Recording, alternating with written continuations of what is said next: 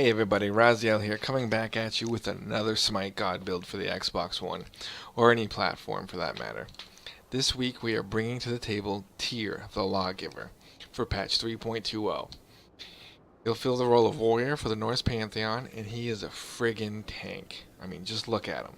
His armor's huge, his friggin' sword there is gigantic, and everything about him just reminds you of a damn tank. And when you see him barreling down your lane, that's how you feel. Just accept it. This video is intended for those starting out playing Tyr, those who need a refresher with the god, or those who were in a team fight that was apparently in their favor, when all of a sudden, boom, Tyr leaps in, pushes everyone around, heals himself up, and then wins the fight for him and his team. And you guys are just sitting there with your mouths freaking hanging wide open. Excuse me for burping in the middle of that sentence. We'll start out with his abilities, or kit as I call them, then go over the relics and his item build, and finish off with his ability combos and fighting scenarios. If you like the video, please hit that thumbs up and subscribe to the channel for future Smite God guides. Also feel free to leave a comment below requesting any future gods I haven't gone over yet, or just to say hello for the hell of it. Additionally, I have a clan called Victis on Xbox One. We have the Manticore as our icon. Feel free to join if you want. We're looking for conquest players, or just people who just want to have fun in general. Now let's get into those abilities, shall we? Before we get started, I have to go over a little housekeeping that I do for every video. I play with the Savage layout on the Xbox One, which may look different from what you guys are playing with. People using the default button layout. Additionally, if you're using the PS4, you're going to have different symbols, and the PC and Mac have a different UI altogether. So as such, from now on, I'll be calling out his abilities as 1, 2, 3, and 4, with the 1 ability being all the way over to the left, and the 4 being his ultimate on the right. Hopefully this will help clear up any possible confusion that will come later on in the video, depending on what platform you're playing on. So let's just start going over those abilities, shall we?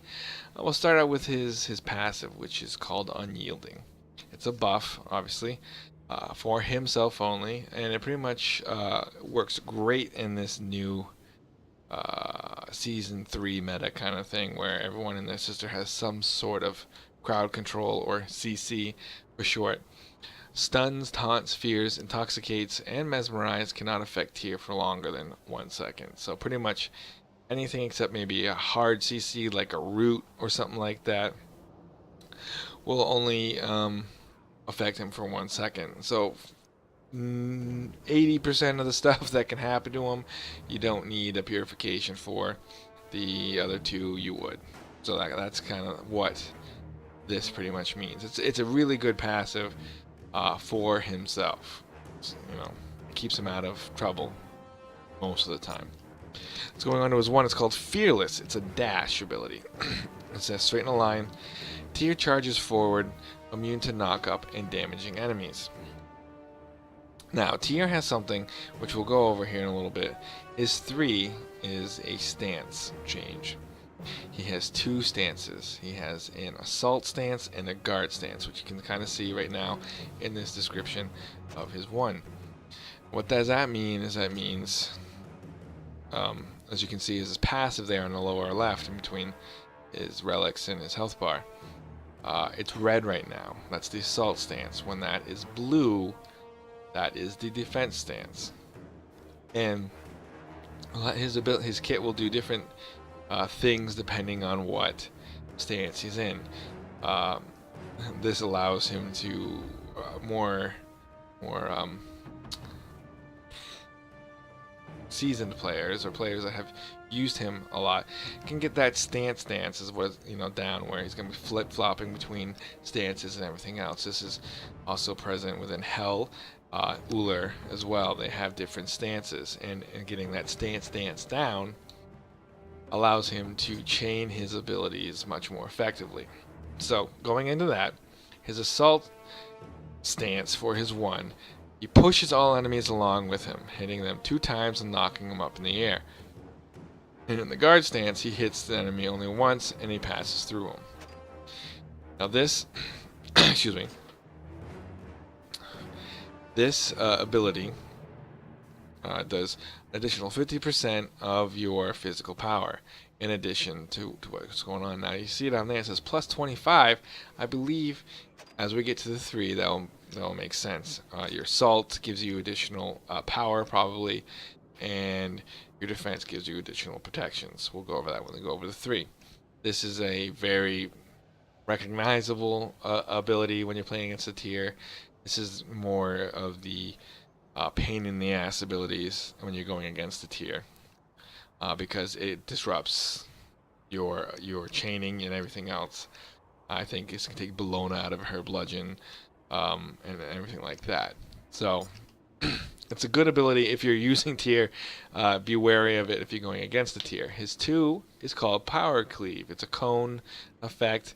He makes a massive melee attack, hitting enemies within 180 degrees. In the assault stance, enemies that are knocked up in the air are knocked away. Otherwise, they just get hit. The guard stance, he heals twice for the first enemy hit and once for each additional enemy after that for a max of 3 enemies. So this is his heal, as I mentioned in the first part there. This ability allows him to heal himself. Now his healing at max rank is 105. It doesn't. I don't believe it scales, but that does a lot of a pretty good amount of healing when it's needed. Now the damage, again, as you can see, has the scaling already applied to it, but it's 65% of his physical power is added to this as well.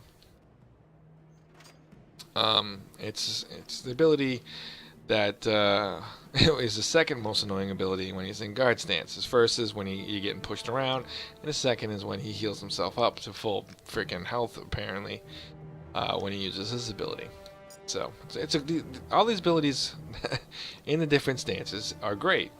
And again, learning how to chain them will help you out within your team fights or even one-on-one fights in your lane, which we'll go over at the end of the video. Now his 3 is the stance change, and it changes the stance that he's in, thus allowing the stance dance. So what that means is it changes between assault and guard stances, and it refreshes the cooldown on Fearless and Power Cleave every time he changes stances. Assault stance he gains power, guard stance he gains protections, like I alluded to earlier. Now at max ranks you get an additional 50 physical power. And the guard stance, my voice is kind of going weird away, so excuse me. Well, that was probably pretty loud, and I apologize. His defense stance gains additional 50 protections. And again, just chaining these is pretty good. It's a 10% cooldown, though. So you can't have as much of a stance as, say, Hell, per se, because I think her cooldown on her stance change is much lower. You get your full cooldown, that'll be about down to 6 seconds. His ultimate is called Lawbringer, which, essentially is his nickname, right?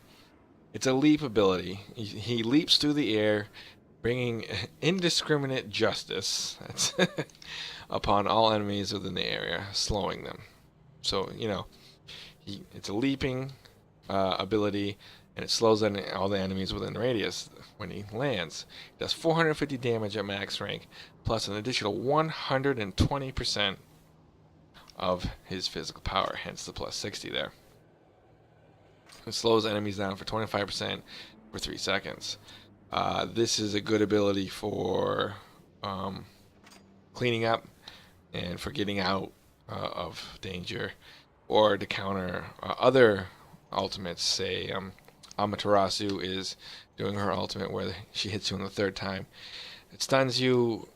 After she hits the 2nd one, you pop this, and you're good.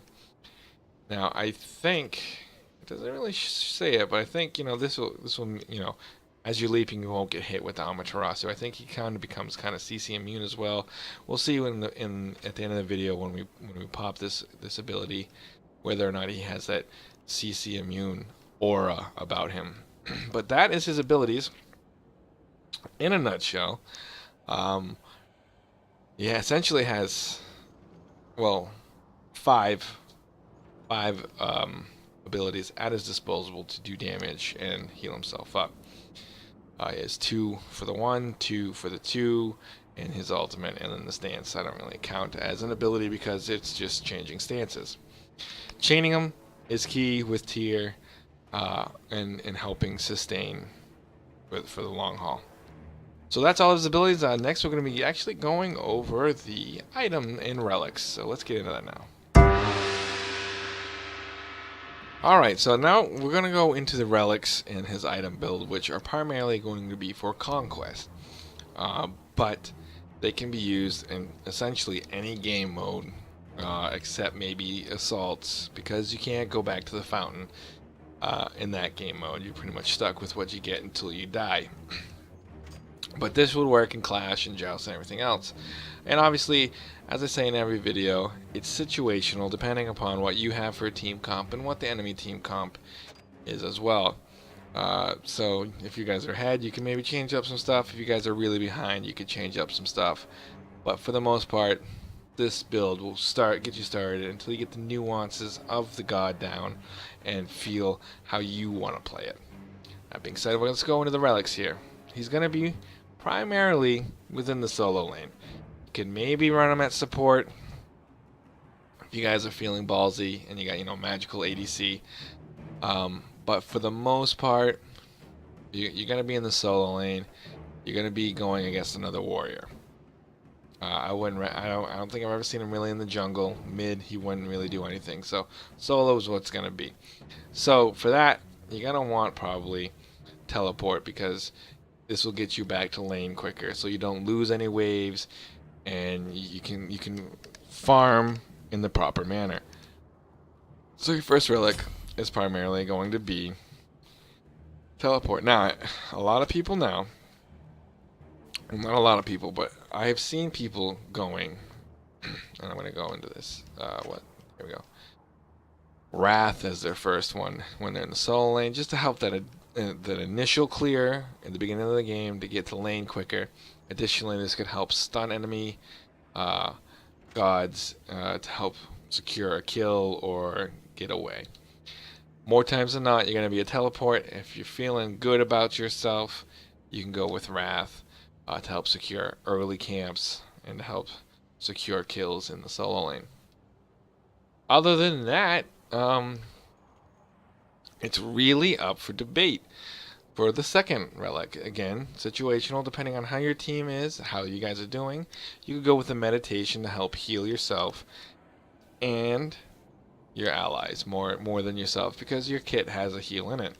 You go with a shell if you guys are going up against a AoE kind of ultimate god like a Zonqui, a Hades even. Like that. You guys could go with a weakening curse, or whatever the curse is called. You could pop a phantom. I mean, it's all situational. I might just go med, just to help sustain the rest of my team in the team fights.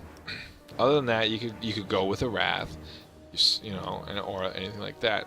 Sanctuary if they have a new a Neath, etc. A Thanatos, So, but I would think teleport and med for the team fight sustain would be the way to go. Now, his actual abilities, first you want to go into Bluestone, because it gives you, some physical power, which is great, some mana, which you're gonna need, but the passive, it deals an additional 30 damage over 2 seconds to enemies when you're hit by their abilities. So early game, his wave clear is, not the greatest, we'll say. It's not bad, but it's not the greatest. You're going to need to use pretty much your chained combos in your kit to clear the wave, and you're not going to have a lot left to go toe-to-toe with the enemy until, you're up past level 5, between 5 and 10, depending how things are going and what your item build is and everything else. Excuse me. So it's additional. What the hell is that?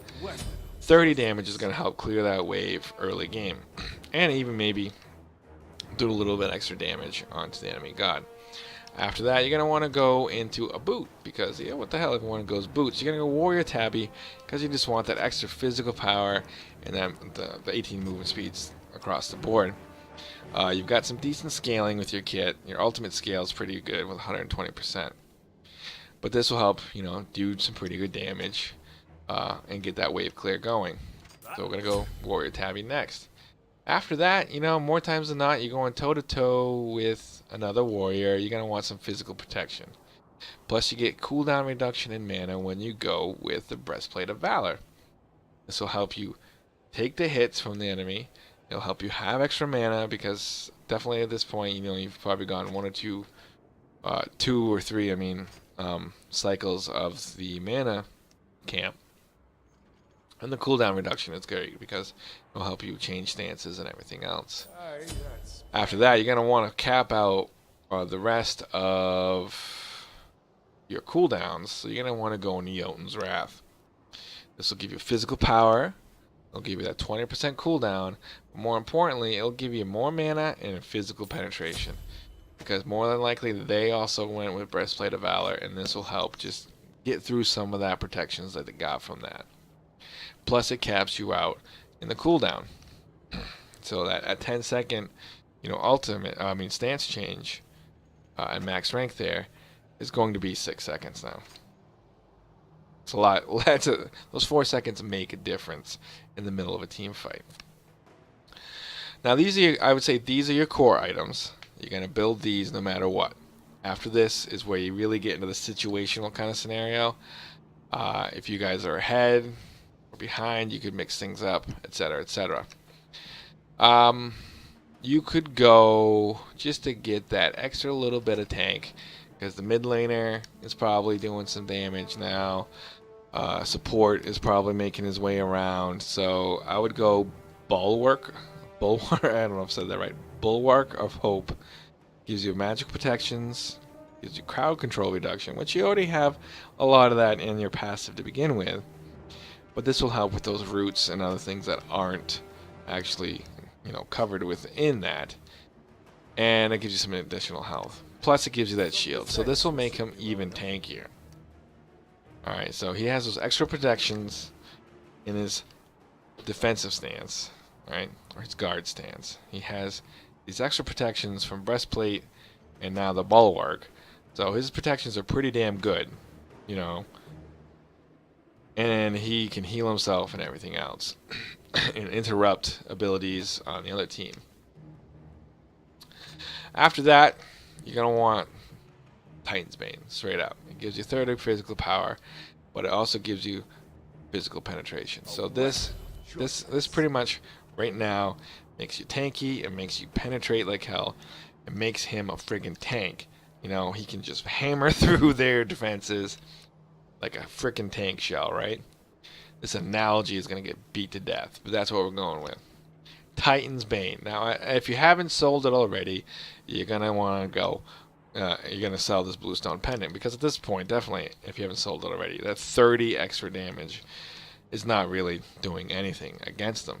Now, you could go with a Brawler's Beatstick for more penetration. If they have healing on their team, definitely want to go Brawler's Beatstick. You could go with Frostbound Hammer, because it'll make you slow the enemy team.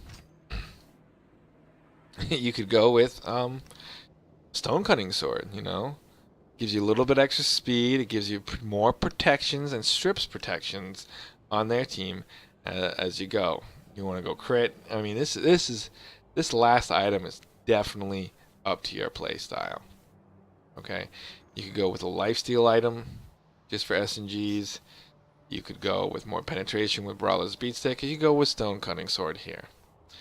I'm going to go with Stonecutting Sword, because it gives you that little bit extra movement speed, 50 physical power, which isn't too bad, and it strips their protections and gives you protections as well. So it's not too shabby. We're going to go with that in this scenario. Now that is in a nutshell, his item build and his relic build for conquest or clash or anything else. Try it out, see how it works for you guys. change anything you want, leave a comment down below. If you feel like maybe you should use a stone of Gaia maybe in there, or something else. If you don't like bulwark, you want something else. But this will get you going. This will allow you time to practice with the god and not get totally stomped in games. So next, let's go over those combos and fighting scenarios and see how to do the the chaining and the stance now, shall we? All right, so we've gone over his kit. We've gone over his item build and his relics for conquest, and now we're gonna go over his fighting scenarios and combos and everything else. And with his stance, changes, it's gonna get a little bit trickier compared to the normal, straight up forward, just no stance kind of scenario. That's a horrible description. It will make more sense once we actually get into it here. So we're gonna move him around. I'm gonna go over here to Odin squared. Hey guys, there's there's a random hit, so it's gonna go through his cycle. 281, 145, 434.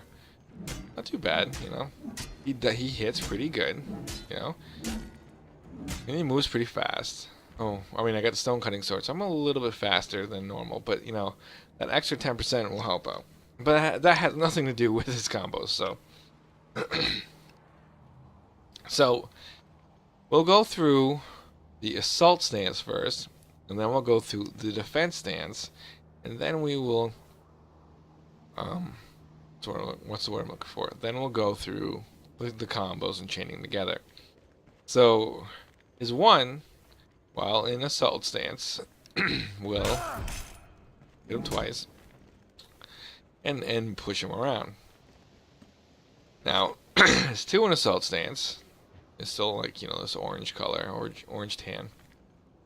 You can see the 180 degrees. Well, just cleave through like that, right? And then when we go into his defense, you see his sword changes, his aura changes from red to blue, and his stance actually changes, which is pretty cool. So his one, where before I would knock him up, I just go right through. Alright. And as you can see, I do less damage now because I don't have those extra power that I got from the stance, the assault stance. I now have the protections. His two will heal. Now you can see that we didn't actually get the numbers because I'm full. But as you saw there, if you look at Tyr himself, he has a little bit of a heal aura around him there. So that's his heal there, and he can heal up to thing against 3 or 4 enemies. And then, of course, there's his ultimate. Right there. But we're going to switch back. Excuse me a second.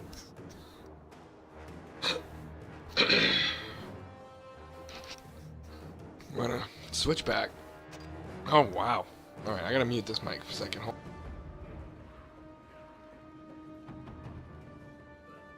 Alright, alright.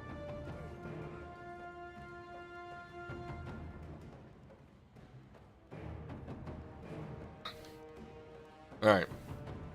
I'm not going to cut that out because I have a newborn and I don't know what time or how much longer I have to record this video before I'm going to be needed. So, we're back in the assault stance. And I'm going to just do the chain here. This is going to work for early wave clears. It's going to work for team fights and everything else. You're going to want to come in with your 1 first, balled up with your 2, and then dance into his 2 again, and potentially 1 after that to either chase or get out of the fight to reset. So here we go. We're going to push Odin this way, cleave, stance change, heal, and then go through. That's essentially it. We'll do it again here. Just gonna wait for my cooldown to finish on my 3 there. We're gonna push, cleave, change, cleave, go through, boom. That's a lot of damage. Now, of course, Odin Square doesn't take damage, but trust me, it's a lot of damage. You can also follow up with his ultimate, or initiate with his ultimate, or chase with the ultimate. And you can see there's a pretty good range here. And we're going to actually set this up here so I can go through my entire kit. Now I'm gonna land right on him. All right, and when I hit this ability, we're gonna see if he glows, has that kind of CC immunity aura. You can do it right on yourself or further away. It doesn't matter the distance. You're gonna do the same damage no matter what. It's not like Vulcan, where the further away you do more damage, or Giannis, where the further away you do more damage. Nah, so you can do it on himself. You can do it over there. So like Amaterasu is trying to ultimate you. You can use this, to counter her ultimate. So let's just get some mana here while we're waiting. Excuse me. So I'm going to ult in, and then do that combo I just did. Here we go. Let's see. Let's kind of line it up. Boom. Yep. So I've got CC immunity. Push. Push. Stance.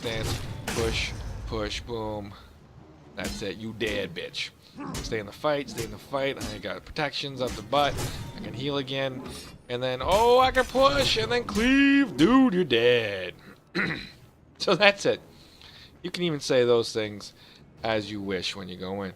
That's essentially it. I mean, and if you look, I mean, I'm only at 15 seconds left on the ultimate. That's not too shabby. That's what was the cooldown on that? 42 seconds. At max rank, that's a pretty short cooldown, especially after you cap out his cooldown reduction. So that's the combo. In order that you want to level up his kit, you want to go 2 first because it gives you that damage and it gives you that healing. You're going to want to put a point in 2, a point in 1, and then a point in 3. So that way, at this point, you know, you've gone through any health potions you had. And you can heal yourself up. You might go point of 2, point of 3, and then point of 1 depending on your playstyle, but you'd probably go with that. Then you max out 2 as you can, followed by 1, while throwing anything in your ultimate when it comes up, and then finally your stance would be last. Now, what does this mean? You could potentially try to just do 2 and then 3 instead of your 1, if you want to be able to do your stance changes quicker, because this will decrease the cooldown. Now, I might even actually recommend that. It's all up to you. 2 is definitely something you will max rank first. Your 1 or your 2. Your 1 or your 3 is the second you want to go in. If you want to change stances more often, if you need to change stances more often depending on what's happening to you in lane, then go with the 3. If you want to do more damage and you feel you can do more damage and not worry so much about changing stances, I would go with the 1. And then the ultimate whenever it pops up, because it's going to give you that extra 120% scaling and that damage, and it'll allow you to initiate, clean up, get the hell out of dodge, etc., etc. So that's tier. Pretty straightforward, you know, but it does take some finesse learning how to chain those things together. I made it look kind of simple, but I've used him a fair amount. You may not get it right away, but don't stop trying. You know, he's a great god. The amount of sustain he has and utility in team fights is amazing. He allows for peel on your teammates. Your teammates are getting chased, you show up, you push people around, you heal yourself up, you just get, you know, body block and everything else, and then you get out of dodge with his ultimate or his 1. And your teammates got away scot-free. And you might even pick one of the 2 of them off depending on how long that team fight was going on. He's a great god, his passive is great, you know, for the CC meta that's going on. Try him out. I enjoy him. He's a tank. He's a beast. I hope this video helped you guys out. Please leave a comment below for any future gods you guys want that I have not yet gone over. If you have any comments based upon my item build or anything like that, please leave it below. Hit that thumbs up, and you know, just let people know that I'm here trying to help people out, starting out, and hopefully have a good time. Again, also Xbox One clan is Victis, Victis. I'll put the description in the I'll put the spelling in the description below. Eventually I'll have like some kind of graphic maybe that will pop up in these videos. Join it and enjoy, guys. I guess I'll just I'll see you guys in the next one. All right, yeah, peace.